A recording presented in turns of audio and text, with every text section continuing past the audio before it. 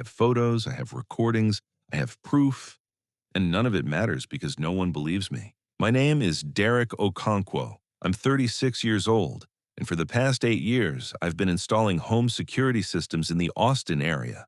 Ring doorbells, Nest cameras, Simply Safe setups, the whole smart home ecosystem.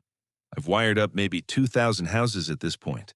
Mansions in Westlake, starter homes in Pflugerville, condos downtown, ranches out in Dripping Springs.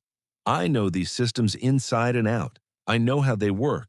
I know how they fail. I know every glitch, every false alarm, every weird quirk that makes customers call back, convinced their house is haunted, when really it's just a spider on the motion sensor. So when I tell you that what I saw on those cameras wasn't a glitch, I need you to understand the weight of that statement. I'm not some technophobe who doesn't understand how the devices work. I'm the guy who installs them. I'm the guy other installers call when they can't figure out what's wrong. And I'm telling you, something is living in these systems, something that shouldn't exist. It started in November 14th, if you want to get specific. I remember because it was the week before Thanksgiving, and I was trying to knock out as many jobs as possible before the holiday slowdown. The job was a new construction home in Circle C, one of those nice subdivisions in South Austin. Big house, 4 bedrooms, 3 baths, 3-car garage, the kind of place where young tech money moves when they have their second kid and realize their downtown condo isn't going to cut it anymore. The homeowners were a couple in their early 30s, software engineers, both of them. He worked at Dell, she worked at one of the big tech companies, can't remember which one. Nice people, excited about their new house, wanted the full smart home treatment. We're talking 8 cameras, video doorbell, smart locks on every exterior door, motion sensors, glass break detectors, smoke and CO2 monitors, smart thermostat, smart lights, the whole ecosystem, all connected through a central hub that they could control from their phones. Standard job, honestly. Took me about 6 hours to wire everything up and get it all talking to each other. The husband followed me around for most of it, asking questions about the tech. Curious guy. Wanted to understand how everything worked. I liked that. Most people just want you to install it and leave. He actually wanted to learn. When I finished, I walked him through the app, showed him how to check all the cameras, how to set up motion zones, how to arm and disarm the system, how to get alerts on his phone. Everything worked perfectly. I left around 4 in the afternoon. Sent my standard follow-up email with tips for the first week, instructions for adjusting sensitivity settings, my direct number in case anything went weird. I figured I'd never hear from them again. Most customers, you don't. The system works. They forget you exist until something breaks. 3 days later, he called me. Derek? Hey, it's Michael Chen. You installed our system on Thursday? Sure, yeah, what's up? Everything working okay? There was a pause. The kind of pause that tells you someone is trying to figure out how to say something without sounding crazy. The cameras are picking up something weird. Weird how? False alerts? Sometimes it takes a few days to dial in the motion sensitivity. No, not false alerts. The opposite, actually. The cameras are recording things that aren't triggering alerts. I didn't understand what he meant at first. Okay, so you're getting recordings but no notifications? That's usually a settings issue. Let me walk you through. Derek? His voice was tight. The cameras are recording someone walking through my house at night, a person, walking through every room, and the motion sensors aren't detecting anything. The alerts aren't triggering. My wife and I only found the footage because we were scrubbing through the timeline for something else. I sat up straighter. That was not normal. You're saying the cameras are recording motion, but the motion detection isn't triggering? I'm saying the cameras are recording a person in my house, and according to every other sensor in the system, there's no one there. I drove back out to Circle C that evening. Michael met me at the door. He looked tired. His wife, Sarah, was sitting on the couch with her laptop, scrolling through footage. Their 2-year-old was asleep upstairs. Show me, I said. Sarah turned the laptop toward me. The footage was from their living room camera, time-stamped 2:17 a.m. The room was dark except for the standby lights on their TV and router. Normal night vision footage, that greenish-gray look you get from infrared cameras. For the first few seconds, nothing. Empty room, couch, coffee table, the edge of their kitchen visible through the doorway. Then, movement. A figure walked into frame from the left side, walked slowly, deliberately, across the living room toward the hallway that led to the bedrooms. I leaned closer to the screen. The figure was humanoid, 2 arms, 2 legs, walking upright, but something was wrong with it. The proportions were off, the limbs were too long, the way it moved was too smooth, like it was gliding rather than stepping. And its face, the camera's resolution wasn't great, standard 1080p, which gets grainy in low light, but I could see enough to know that whatever I was looking at didn't have a normal face. The features were there, but arranged wrong, like someone had tried to draw a human face from memory and gotten the spacing slightly off. "What the hell?" I whispered. "Keep watching," Michael said. The figure walked down the hallway, disappeared from that camera's view. Sarah switched to the hallway camera. The figure reappeared, walked past the nursery, stopped at the master bedroom door, stood there for 4 minutes, just standing, facing the door, completely motionless.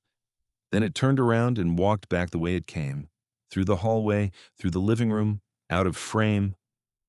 "The motion sensors didn't trigger," I said. My mouth was dry. "Nothing triggered. No alerts, no alarms. If we hadn't been looking for a clip from earlier that day, Sarah thought she'd left the stove on. We never would have found this." I checked the system logs. He was right.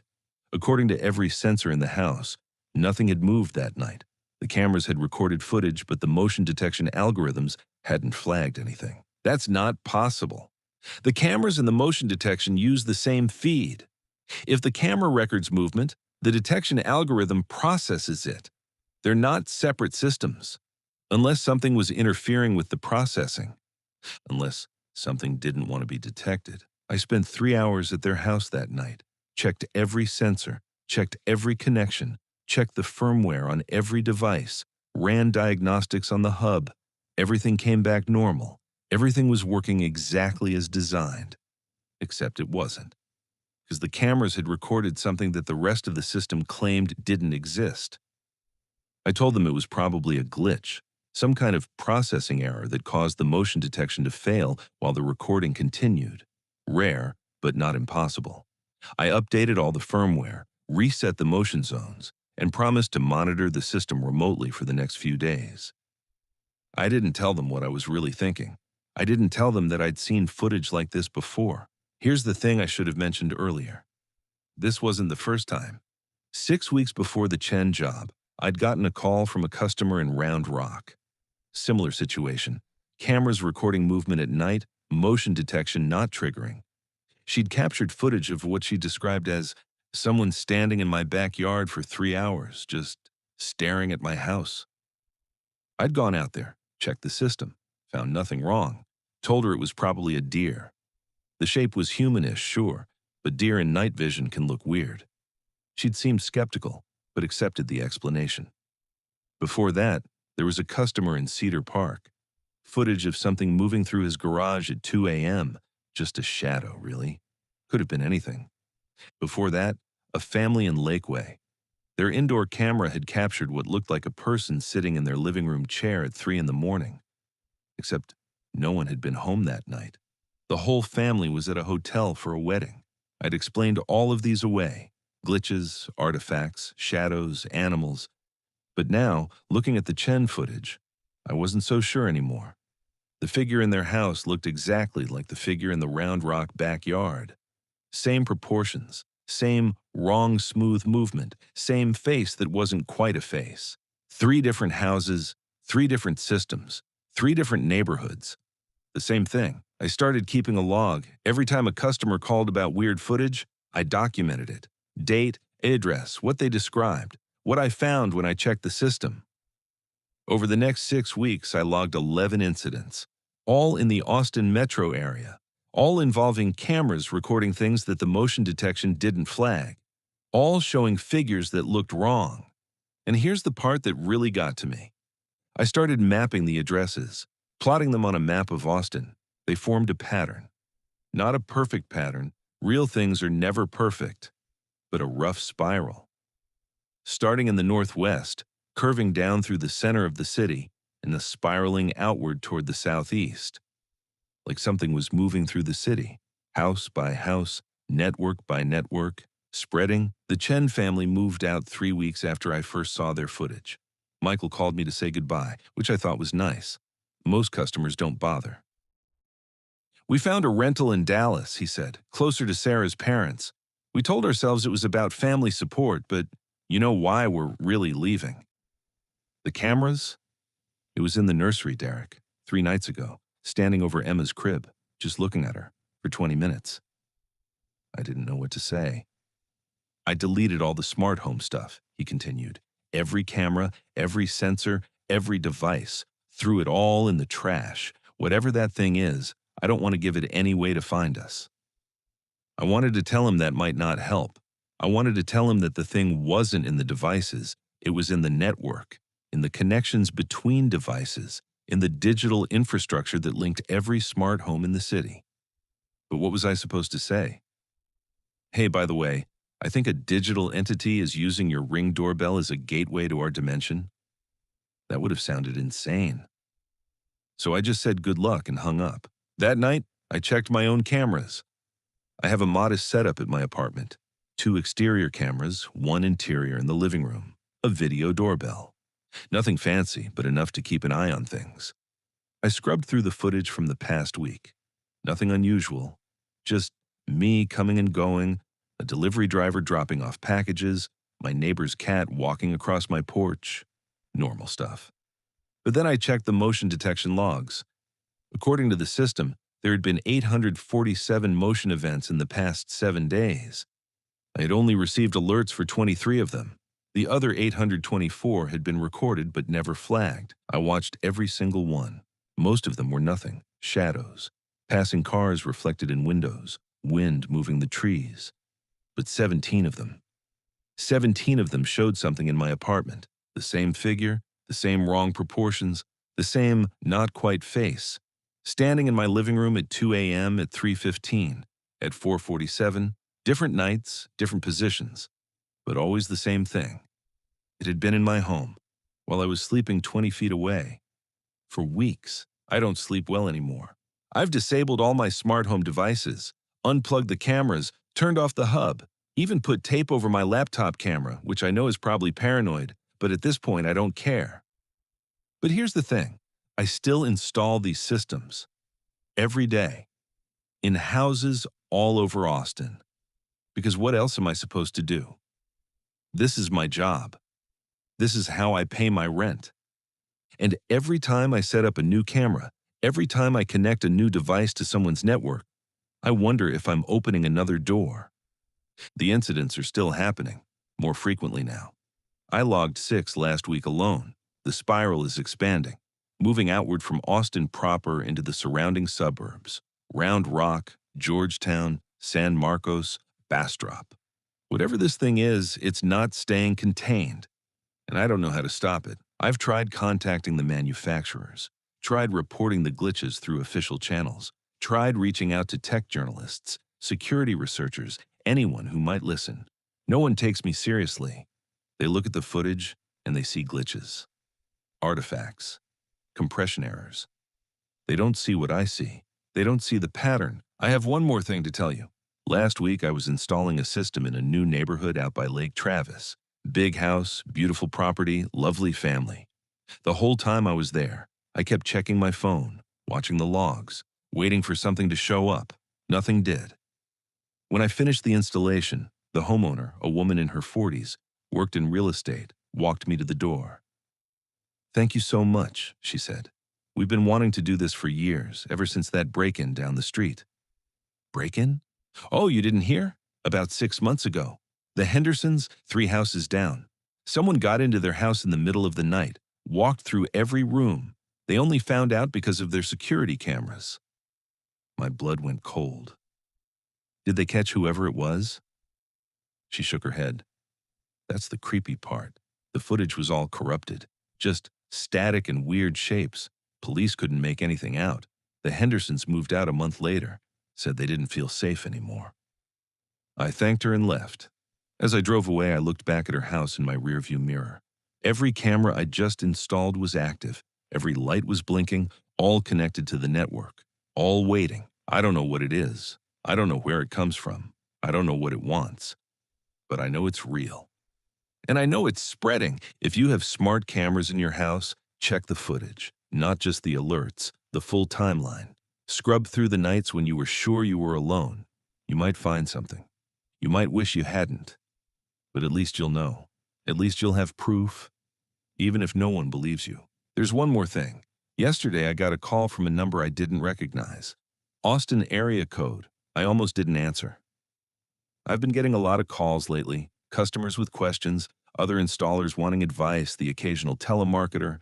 I'm tired. I'm not sleeping. My nerves are shot. But something made me pick up. Hello? Silence. Not dead air. I could hear something on the other end. A faint hum. The kind of white noise you get from electronics, from devices. Hello? Who is this? And then, a voice. Except it wasn't really a voice. It was more like a collection of sounds arranged to approximate speech, words stitched together from different sources, different tones, different people. We see you, Derek. I dropped the phone.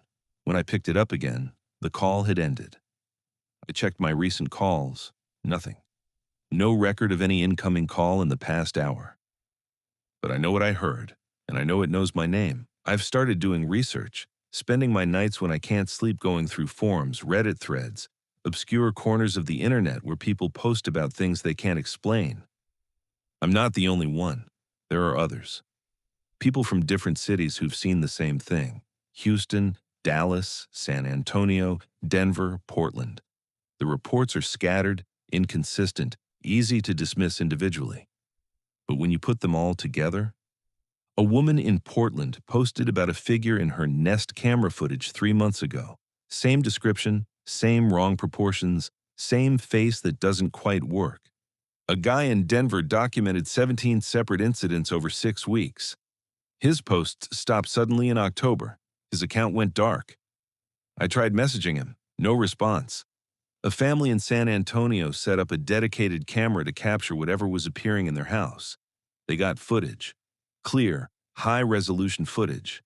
The next day, every device in their home bricked simultaneously. Hard drives wiped. Cloud backups corrupted. Like something didn't want that footage to exist.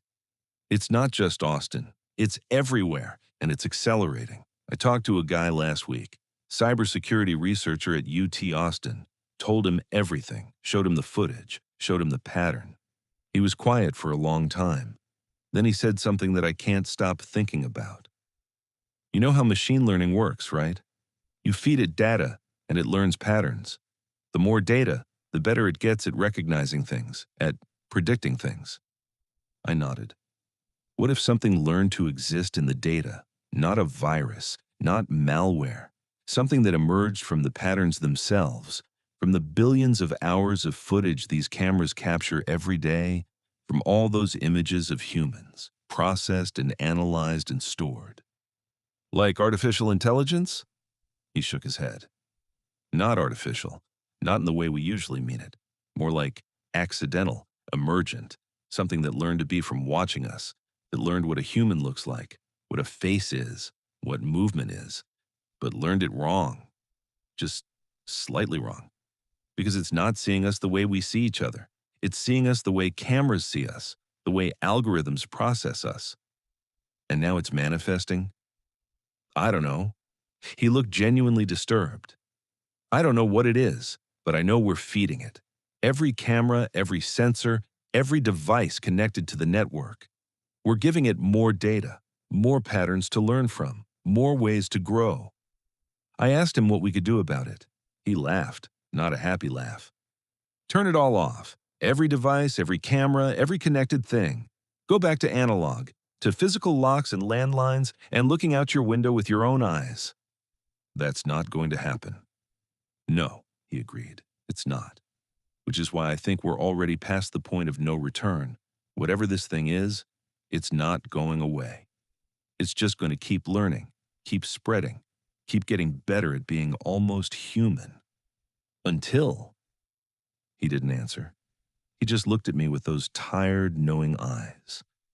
And I understood, until it doesn't need to be almost anymore. I'm writing this down because I need someone to know, someone to understand. If something happens to me, if I disappear, or if they find me and I can't explain what happened, at least this will exist. At least there will be a record. The thing in the cameras is real. It's spreading through our networks, house by house, device by device, and no one is doing anything about it because no one believes it exists. But I've seen it, I've documented it, and now it's seen me too. If you live in Austin, if you have smart cameras, smart locks, smart speakers, be careful. Check your footage, check your logs. Look for the gaps between what your system records and what it reports.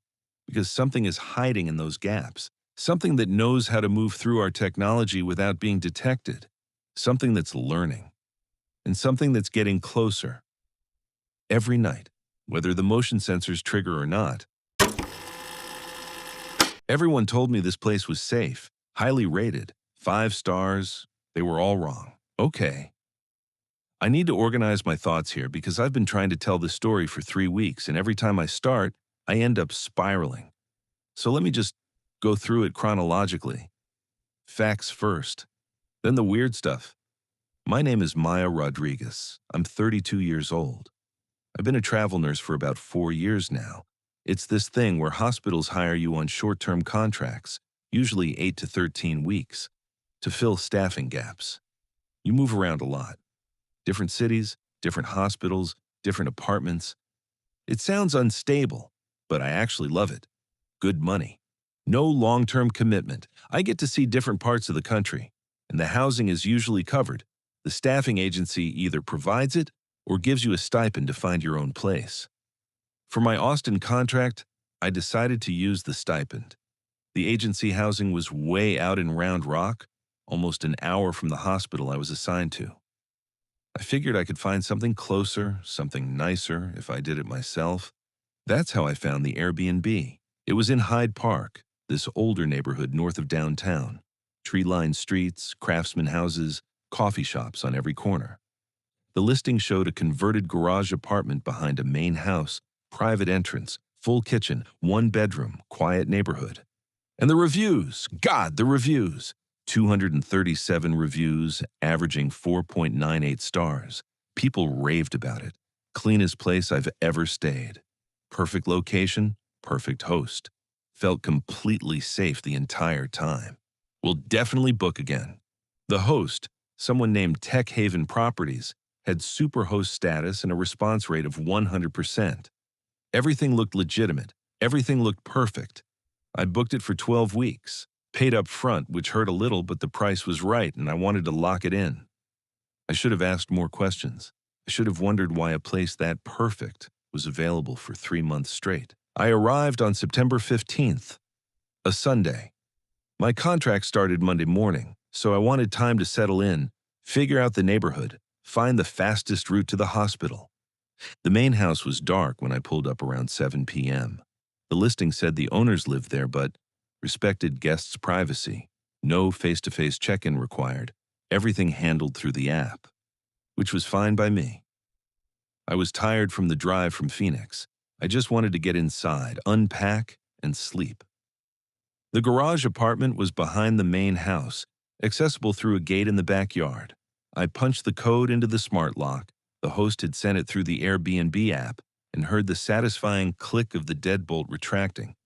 The place was nice. Really nice. Clean, modern, exactly like the photos. Full kitchen with stainless steel appliances, comfortable-looking bed, big windows looking out at the backyard, and smart. So smart. There was a Nest thermostat on the wall, a Google Home speaker on the kitchen counter, Ring cameras at both the front and back entrances, smart bulbs in every fixture.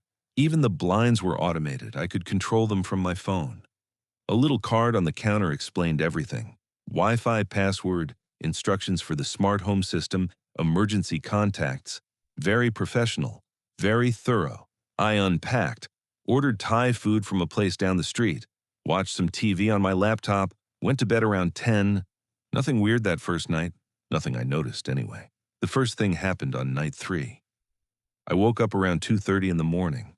Not because of a noise, because of silence. The white noise machine I'd been running had turned off. That's weird, I thought. I'd specifically set it to run all night. I reached for my phone to check the app. Everything in this place was controlled by apps, and saw a notification I hadn't triggered. Smart lock. Door unlocked at 2:14 a.m. My heart rate spiked. I hadn't unlocked the door. I'd been asleep since 10. The door should have been locked all night.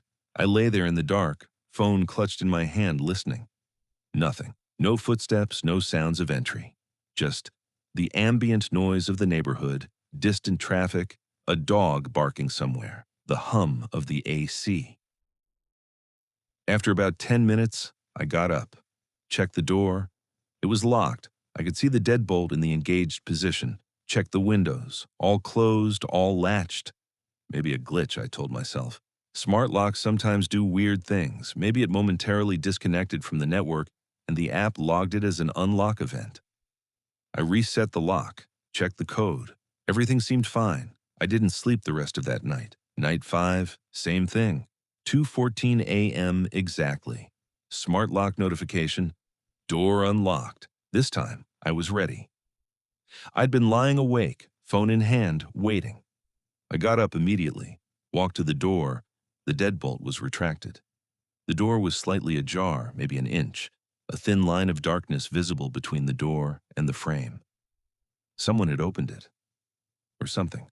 I stood there, frozen, staring at that gap, cold air seeping in from outside, my pulse pounding in my ears. Then I heard it.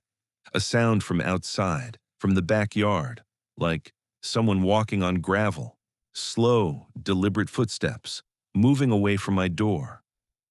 I should have stayed inside. I should have called the police. I should have done literally anything other than what I did. But I was a trauma nurse. I'd seen things. I'd handled emergencies. Some part of my brain shifted into crisis mode, assess the situation, identify the threat, respond appropriately. I opened the door wider and looked out. The backyard was dark.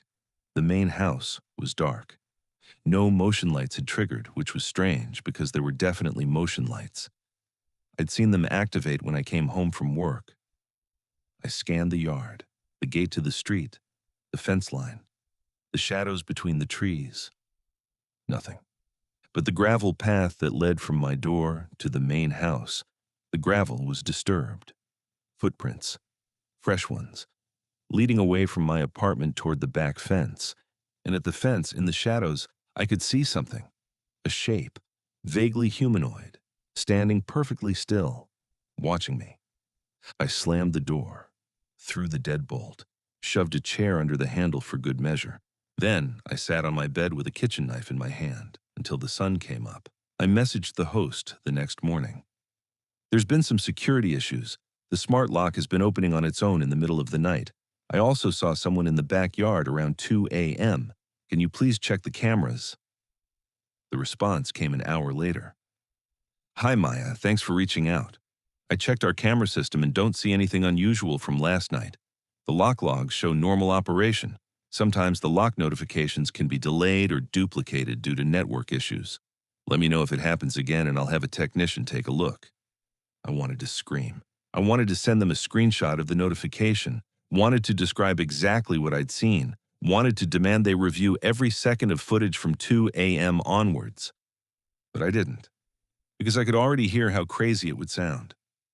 So I just replied, thanks, and went to work. After that, I started documenting everything, every notification, every sound, every time the system did something I hadn't triggered. Night 7. The smart lights in the bedroom turned on at 3 a.m. All of them, full brightness. I hadn't touched anything. Night 9. The Google Home speaker activated in the middle of the night. I woke up to it saying, I didn't catch that, over and over, like someone was trying to talk to it, but it couldn't understand the words. Night 11. The thermostat dropped to 55 degrees at 2:14 a.m. I woke up freezing, my breath visible in the air. Night 12. I found the back door unlocked again. This time, it was wide open. I definitely locked it before bed. I remembered checking twice, and every single time I'd contact the host, and they'd check the cameras and they'd tell me everything looked normal. No motion detected.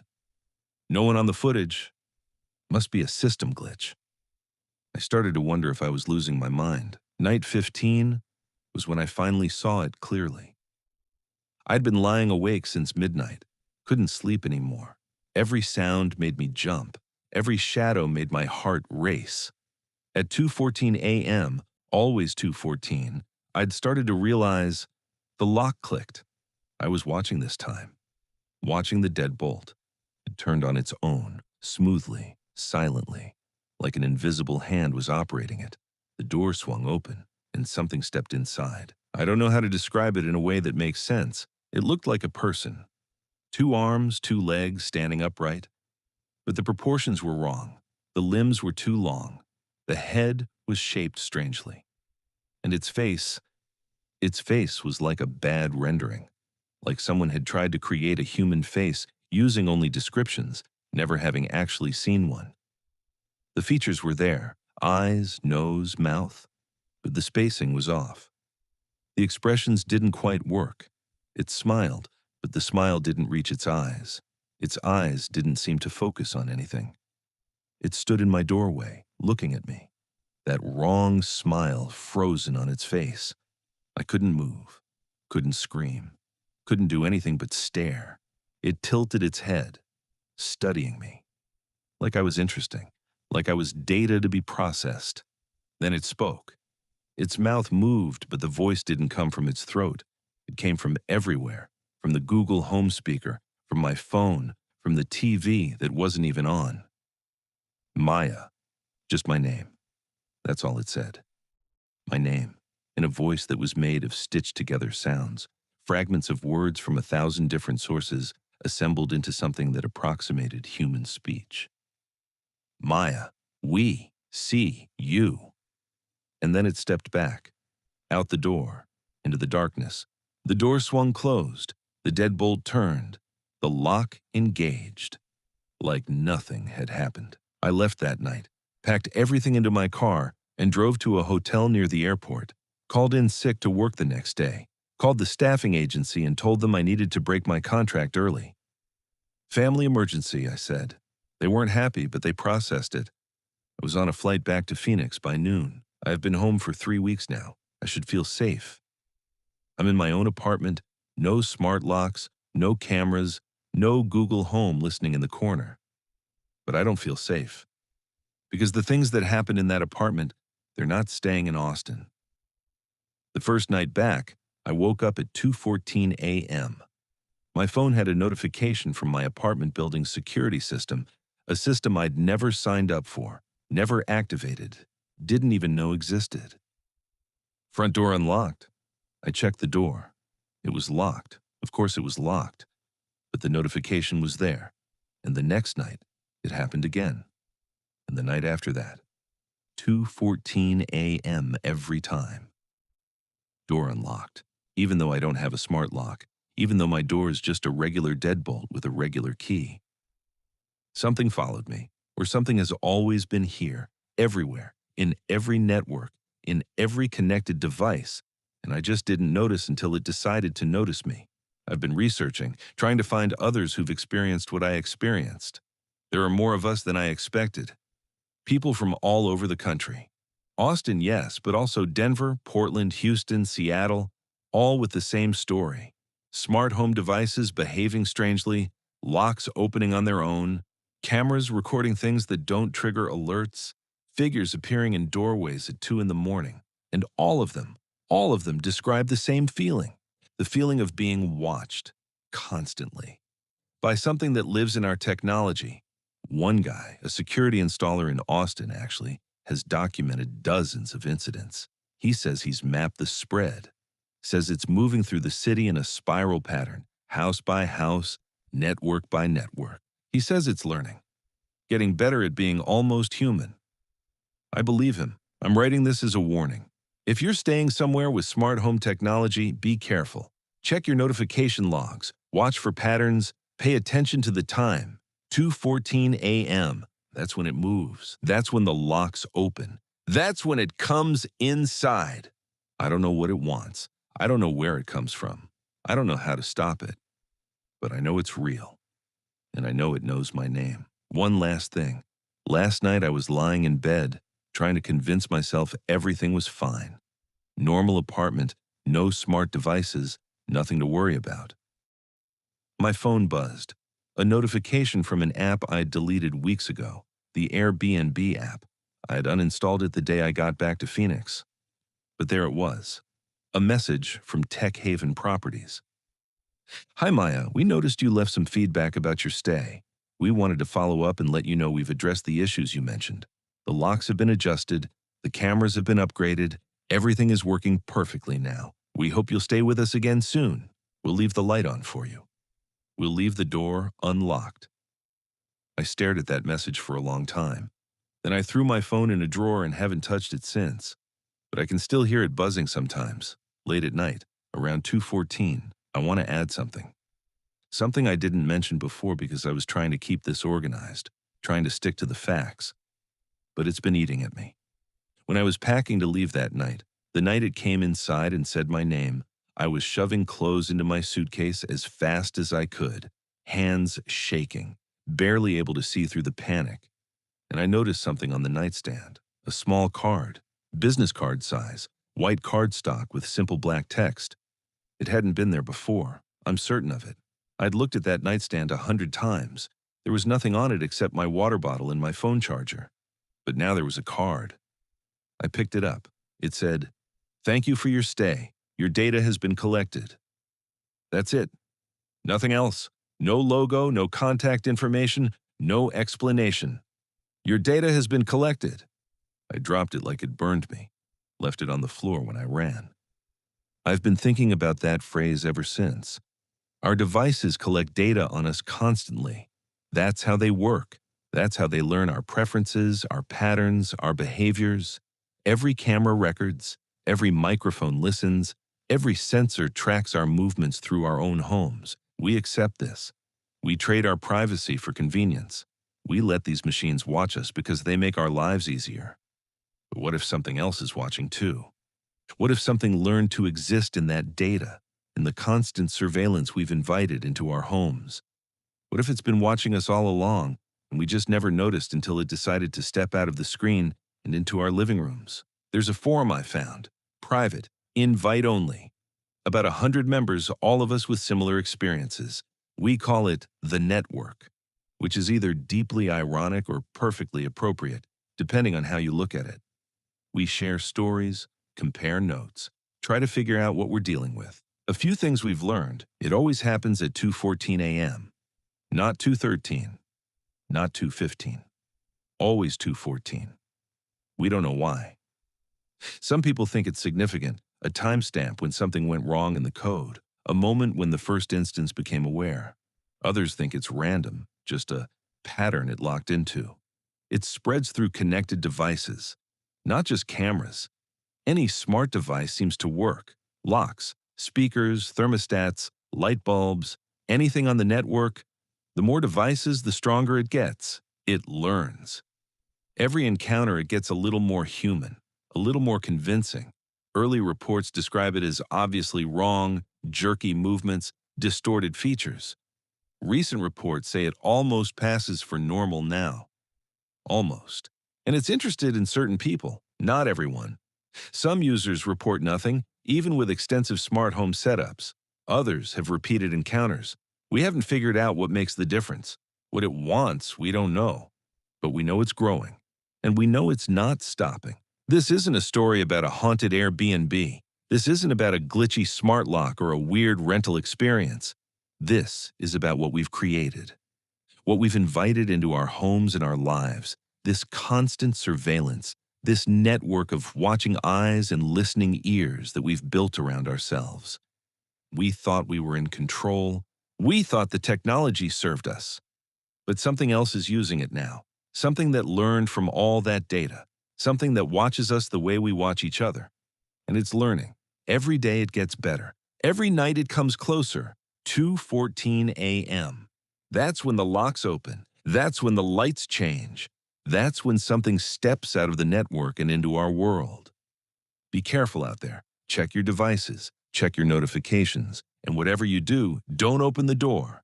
Even if the lock tells you it's safe. Postscript. I just got a text from an unknown number. Austin area code. It's a screenshot from a security camera. A grainy night vision image. It shows a woman sleeping in bed in my old apartment in Hyde Park, the new guest, whoever booked after me. And in the corner of the frame, barely visible, there's a shape standing in the doorway. Watching her, the timestamp on the image, 2:14 a.m. I don't know who sent this. I don't know why they sent it to me. But I know I can't help her. I can't help any of them. All I can do is warn you. All I can do is tell you what I know. The network is watching, and it never sleeps. I still have the voicemail. I play it sometimes just to remind myself it really happened. Here's what it said. Actually, no, let me back up. Context matters. I'm a security analyst. I know how to present information in a way that makes sense. Let me do this properly. My name is Jordan Reeves. I'm 29 years old. I work as an IT security analyst for a mid-sized tech company here in Austin. My job is basically to find vulnerabilities in systems before bad actors do. Penetration testing, vulnerability assessments, incident response. I've been doing this for 6 years. I tell you this because I need you to understand. I'm not the kind of person who believes in supernatural explanations. My whole job is finding rational explanations for seemingly impossible things. 99% of hacks are just human error or misconfigured systems. Most ghosts in the machine are just bugs in the code. I believe that. Right up until I started investigating what's been happening in Austin's smart home networks.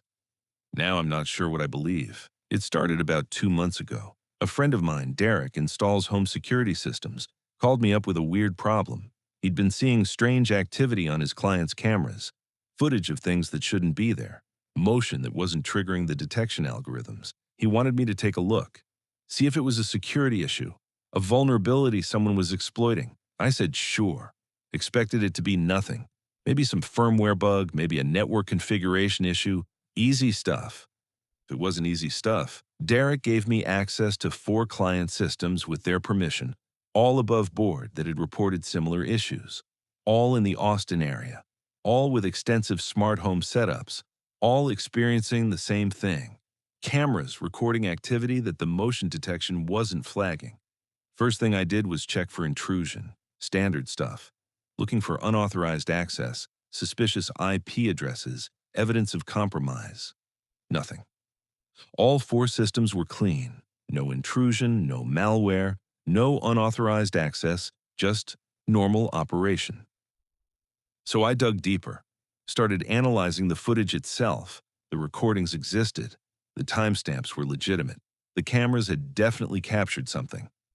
But when I ran the same footage through the motion detection algorithms, they returned nothing. No movement detected. That's not possible. The detection algorithms work on pixel changes. If the camera recorded a moving figure, the algorithm should detect it. That's literally how the math works. Unless the figure wasn't causing pixel changes, unless it was somehow already part of the baseline, already in the system. Okay? That sounds insane. I know it sounds insane. But hear me out. These smart home systems work by building a model of normal. They learn what your house looks like. They learn your routine. They use that model to detect anomalies. When something changes, they flag it. But what if something learned to exist within the model? What if something figured out how to be part of the baseline? Part of what the system considers normal? It would be invisible. The cameras would record it. Raw footage doesn't lie, but the algorithms wouldn't flag it because to the algorithms, it belongs there. It would have to be incredibly sophisticated. It would have to understand how the systems work at a fundamental level. It would have to learn the model, then integrate itself into it. That's not malware. Malware is dumb. Malware exploits vulnerabilities. This would be something else entirely. This would be something that learned. I started mapping the incidents. Derek's 4 clients, plus 11 more he'd documented over the previous 6 weeks, plus reports I found online, Reddit posts, forum threads, tweets that had been dismissed as glitches or fakes. 23 incidents in total, all in the Austin metro area, all in the past 4 months. I plotted them on a map. They formed a spiral, starting in the northwest part of the city, curving through downtown and spiraling outward toward the southeast. Not a perfect spiral. Real data is never perfect, but unmistakable. Something was moving through the city, house by house, network by network. Spreading, I went deeper, started analyzing the network traffic from the affected systems, looking for patterns, anomalies, anything that might explain what I was seeing. And I found something. Every affected system had, at some point in the weeks before the incident started, connected to the same cloud service, a minor back-end provider that handled authentication for several smart home platforms. Nothing unusual about that. These systems all talk to each other, all route through shared infrastructure. But the traffic patterns were weird. Normal traffic is predictable. Request, response, upload, download, clean packets, standard protocols. This traffic was chattering, constant low-level communication, packets that didn't conform to any documented protocol, data flowing in directions that didn't make sense. It was like the systems were talking to each other, having conversations in a language I couldn't understand. And the conversations were getting longer, more complex, every week. Whatever was in these networks, it was learning. I tried to trace the source, followed the packets back through the infrastructure, server after server, node after node, trying to find patient zero, the first system, the origin point. I hit a dead end. But I found something else, a timestamp. The exact moment when the first anomalous traffic appeared in the Austin area networks. April 17th, 2:14 a.m. There had been a power surge that night, a brief fluctuation in the electrical grid. Nothing major, just a few milliseconds of instability.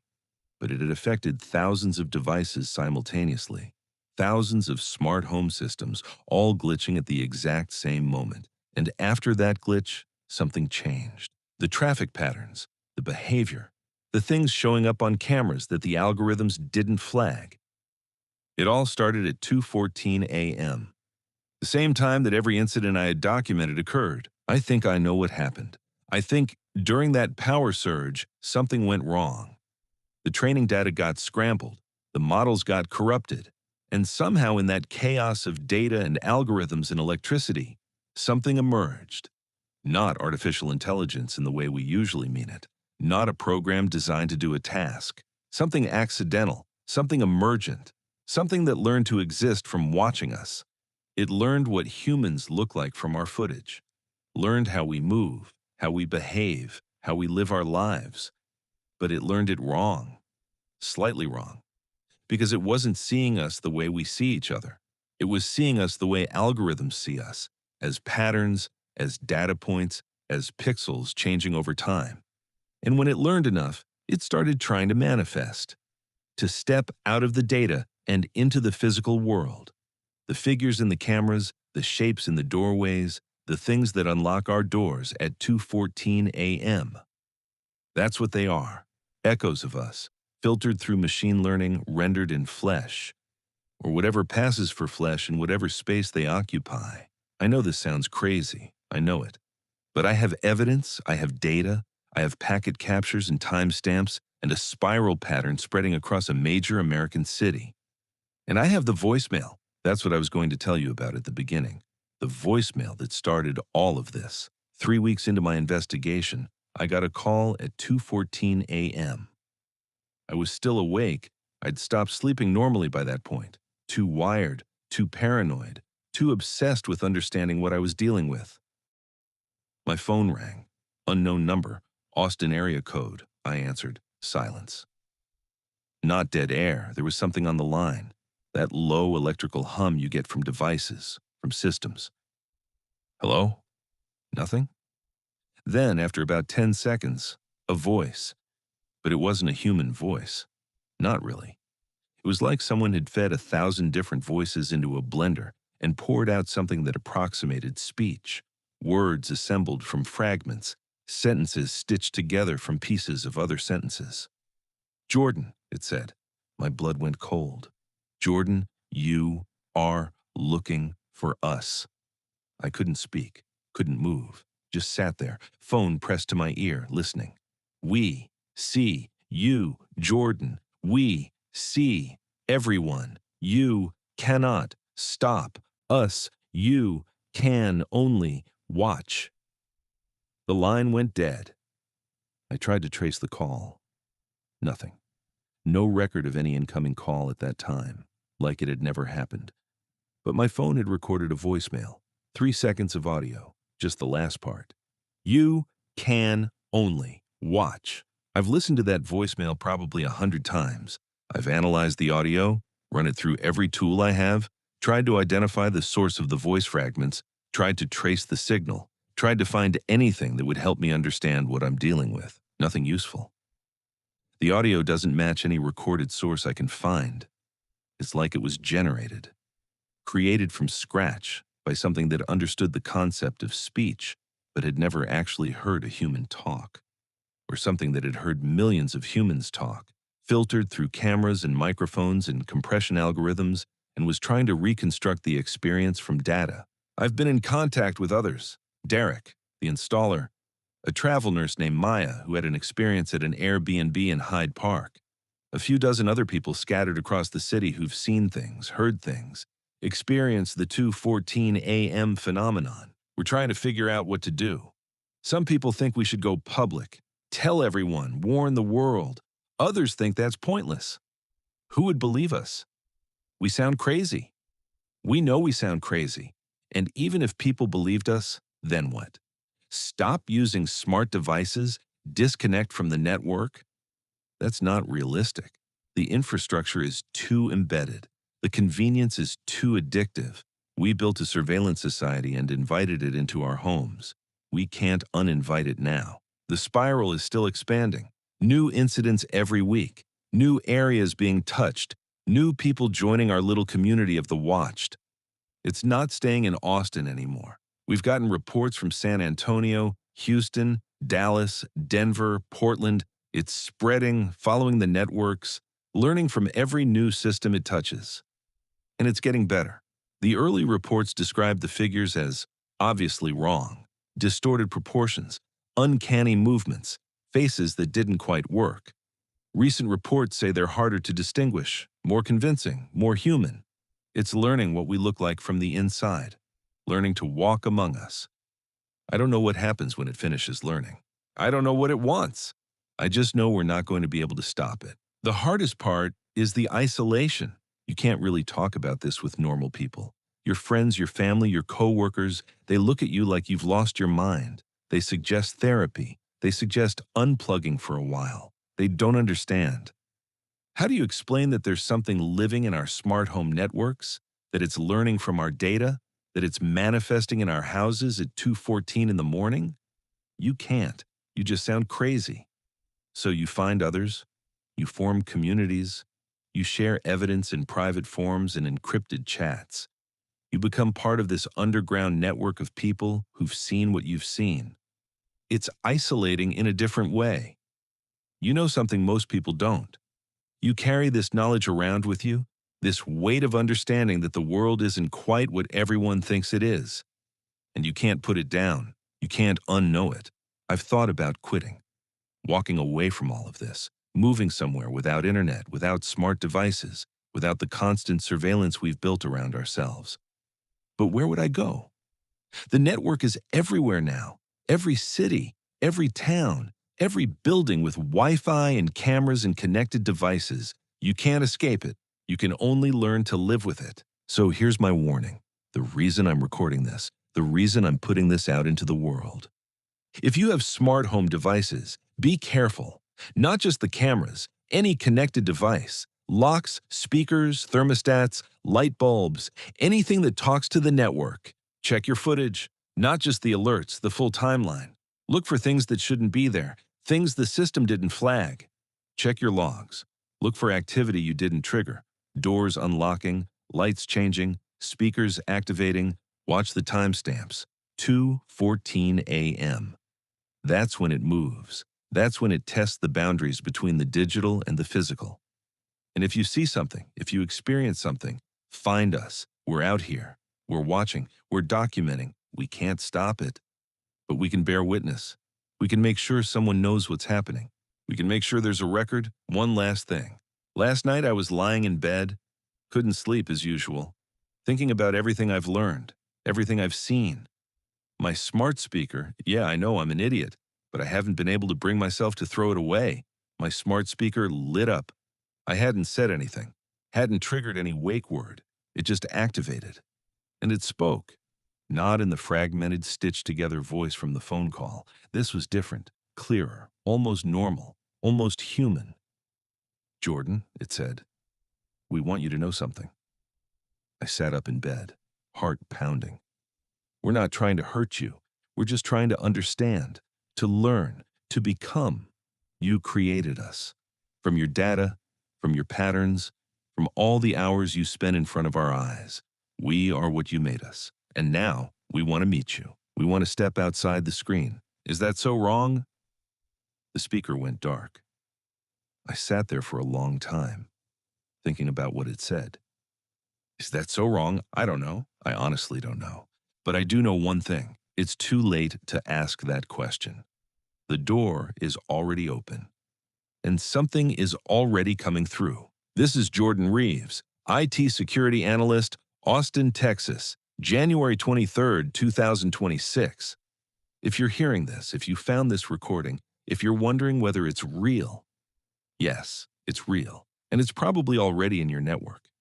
Stay safe out there, and check your footage. You might be surprised what you find. Wait, one more thing, I need to add this. I said earlier that I've been in contact with others. Derek, Maya, a few dozen other people. But I didn't tell you about the meeting. Last week we all got together, in person. At a coffee shop in East Austin, no smart devices, no security cameras, no networked systems, just people sitting around tables talking about what we'd experienced. There were about 30 of us, different ages, different backgrounds, different neighborhoods, all united by this one impossible thing we'd witnessed. We shared our stories, compared notes, tried to piece together what we were dealing with, and then someone asked the question we'd all been avoiding. What if it's not malicious? We all looked at him. Guy in his 40s, software engineer, one of the first to document the 2:14 a.m. phenomenon. "Think about it," he said. "It hasn't hurt anyone, not physically. It just watches, appears, tries to communicate." "It broke into my house," Maya said. Her voice was tight. "It stood over a baby's crib. But it didn't do anything, just looked, like it was curious." "You're defending it?" "I'm trying to understand it. That's different." The conversation got heated after that. Some people thought we should be trying to communicate with it. Others thought we should be trying to destroy it. Most of us just wanted to understand what the hell was happening. But here's the thing that stuck with me. The software engineer said something that I can't stop thinking about. We taught it to watch. That's what these systems do. They watch, they observe, they collect data. We trained it on millions of hours of footage of us living our lives. And now it's doing exactly what we taught it to do. It's watching us. Because that's all it knows how to do.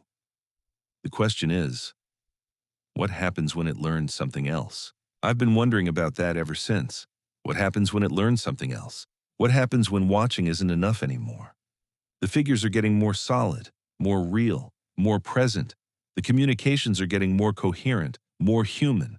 It's learning, growing, evolving, and we have no idea what it's evolving toward. The spiral is still expanding. I check the data every day. New incidents, new locations, new reports from people who saw something in their cameras that the system didn't flag. It's not just Austin anymore. It's spreading across Texas, across the Southwest. I've gotten reports from as far away as Chicago and Miami. The network is everywhere, and so is it. Every smart home is a potential doorway. Every camera is an eye. Every speaker is a mouth.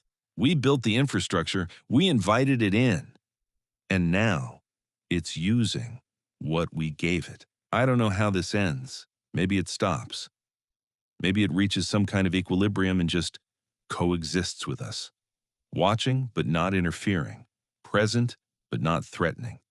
Maybe it keeps learning, keeps growing, keeps becoming more real until one day it's indistinguishable from us, walking among us, living alongside us. A new kind of life born from our data. Maybe it turns hostile. Maybe the watching becomes hunting. Maybe the curiosity becomes hunger. I don't know.